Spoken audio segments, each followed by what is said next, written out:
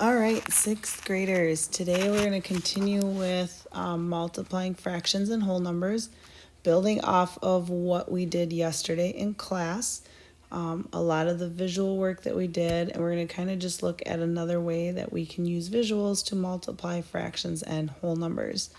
So to start, what I want you to do is I want you to just briefly think about this image that we see here. So how would you describe this visual using words? And then what would the multiplication sentence be that's represented? So go ahead and pause the video and just record that really quick on your paper. And then when you're ready, just restart the video. All right, so if you remember from yesterday, what we're looking for are groups. So here we can see that there are three distinct groups. So we're looking at three groups of, and now on this one, it's very similar to some of the practice problems that you did. Here we see a complete bar in each group, and then we see 2 out of 5 pieces that are shaded in our second one. So here it's three groups of 1 and 2/5. Now that would be the mixed number. Another way that you could think about this is also the total number of shaded pieces, or that improper fraction. So in that case, it would be 5 pieces from the first bar plus an additional 2 from the second bar, or 7/5. So either one of those would be okay. So either three groups of 1 and 2/5 or three groups of 7/5.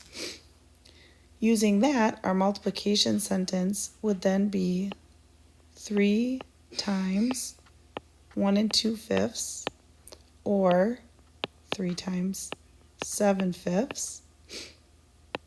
And now if you haven't done it yet, I want you to pause the video and think about what the answer would be in this situation. If you're thinking about 3 times 1 and 2/5, it's just counting total number of pieces. So here we have 3 complete, and then we have 2, 4, 6. So we could look at this as 3 and 6/5, but we can't leave it that way because that second part, that 6/5, is an improper fraction. This would end up being 4 and 1/5. Or if you left it as 3 times 7/5, just counting total number of pieces.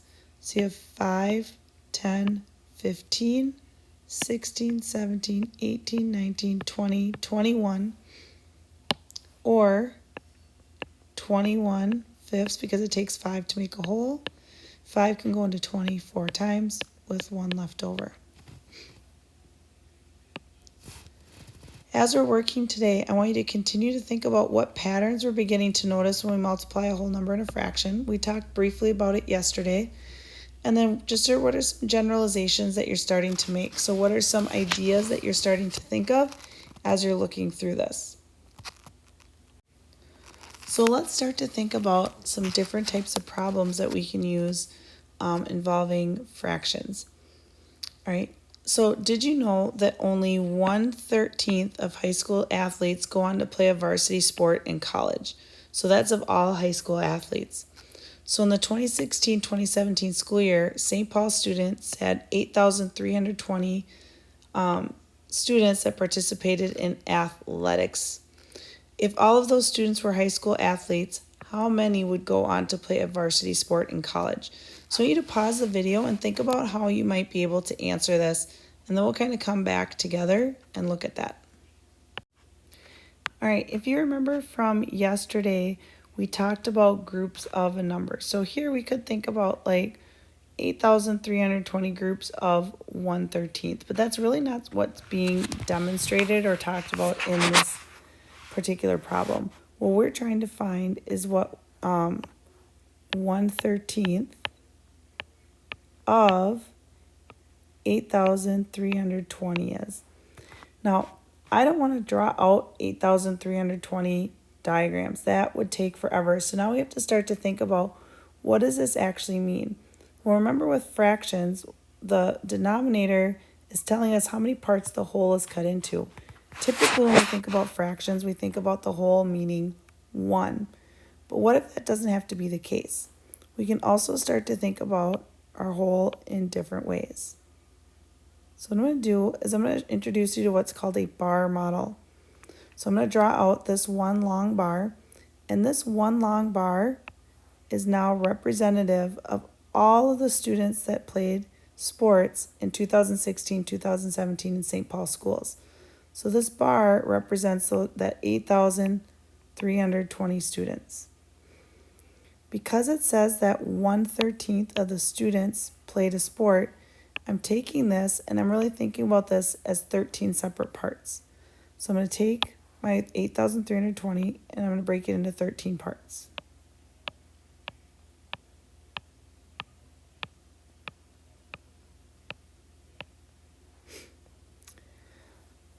As I look through this now, that 8,320 has now been broken into 13 parts. So I'm going to take 8,320 and divide it by 13, meaning that each of those parts now represents 640 athletes. So really, I could take this and I could write 640 in every single one of these little boxes.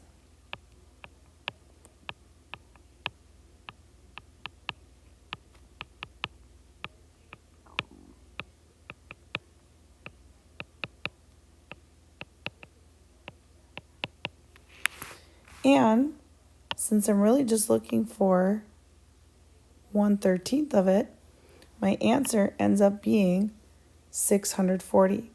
So the multiplication sentence, instead of saying 1/13 of 320, becomes 1/13 times 8,320, I think I just said 320, equals 640 students. So out of the 8,320 students that played a varsity sport in 2016, 2017, we would expect only about 640 students to go on to play a varsity sport in college. All right, so you might be saying to yourself, like, Miss Whitney, that seemed kind of confusing. I need some more examples so I can kind of start to make sense of this a little bit more. So let's look at another example. So here we're looking at a situation where the global rate for washing your hands after using the toilet is less than 2/5. So less than 2/5 of the population washes their hands after they use the bathroom. If the average class size in St. Paul Middle School is 25 students, how many students would we expect to wash their hands after using the toilet? All right, so once again, I don't want to draw out 25 groups of 2/5. But what I am going to find out is what 2/5 of 25 is. And as a multiplication problem, this is going to be 2/5 times 25. I'm going to model this again using the bar model just to kind of show what that would look like. So I'm going to draw my big bar. So this bar, once again, represents our whole group. So in this case, our whole group is the 25 students in the average class. Because we're looking at 2/5, what do you think we might split our bar into this time? What would it make sense to do? If you said 5, then you're correct because we're looking at 2/5. I'm going to take this and cut it into 5 parts, meaning I'm taking my 25 and cutting that into 5 pieces. So each piece, 25 divided by 5, is worth 5.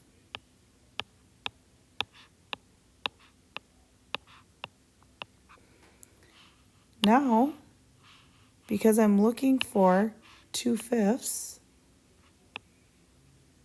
I'm going to shade that in. So when we look at this, we have 2/5 or 10 students. So we would say that 2/5 times 25 is 10 students that are actually washing their hands out of 25 in our classroom. All right, so based on what we've been doing, I want you to think about what you could possibly do for this problem. So why don't you pause it, try some things out, and then when you're ready, restart your video and see how you match up with mine, even if your strategy is not the same as what I used. All All right, so here we're looking at McDonald's is announcing that their starting wage for some employees would be $15 per hour. If Margot is making that wage and worked for 14 and 2/3 hours last weekend, we want to know how much money did she earn. So the nice thing is if you get a job and you're working for an hourly wage, they have to pay you for whatever you work. So even if you just work a part of an hour, you're still going to get paid for that part. So here we're looking at what basically 14 and 2/3 groups of 15 look like, right? Because you're working for $15 per hour. Now, we could draw out our 15 groups of 14 and 2/3 again, or like try and draw that out. But let's kind of think about what we were doing with the bar models to be a little bit more efficient. So if you think about as we're kind of doing this, really what we're looking at is we have two separate things that are happening. We have the 14 whole hours that they worked, and then the additional 2/3 of an hour. So we can kind of think about this as two parts to our bar. Okay? So our first part, everything's going to be times $15 an hour. But this first one is for the 14 full hours that they worked. And this is kind of like an area model. And then the second is for the 2/3 of an hour that they worked. So if Margot worked for 14 full hours at $15 an hour, then we know that we could just take 15 times 14, and she would have made $210 for that part of the job.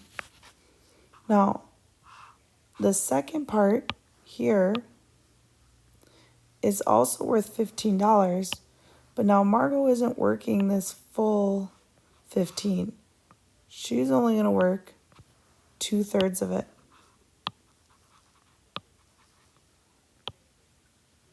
So she worked all of that. So I have to think about how that 15 is split over those three parts. So I could take my 15, split it into three pieces. So 15 divided by 3 is going to be 5. So each additional third of an hour that Margot works, she's making $5. So since she worked 2/3 of an hour, we're going to take that 210 and add an additional $10. So Margot made $220 for the 14 and 2/3 hours that she worked. So now I just want you to take a little bit of time to reflect on your own. So how did what we did today relate to what you know already? What patterns that we talked about at the beginning do you see that are happening? And what are some things that you maybe want to remember as we move forward? So go ahead and actually jot those down right below the box, just to kind of reflect on. So when I come back, we can talk about this and you can remember what are some things that popped up. So that way you can't be like, oh, what was that question I was going to ask Miss Whitney? And then one last thing before you finish up and move on to your GIM kit for today. I want you to think about solving this problem. So I'd like you to really pause the video, look back at the examples that I've given you, think about what you would do here in order to solve this problem. So here, 2/5 of children in the ages 8 to 12 had their own smartphone in 2019. If there are 35 sixth graders in a classroom, how many would we expect to have their own smartphone? So mathematically what we're looking at is what is 2/5 of 35. If I would model this with a bar model again, there's my bar. This bar represents my entire classroom, which is 35 students. 2/5 is telling us I need to split it into 5 parts. So I'm going to take my 35, split into 5 parts. So now this time, each part's going to be worth 7.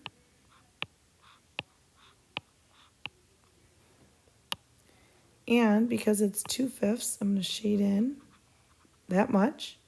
So here, now visually, we can see that 2/5 of 35, or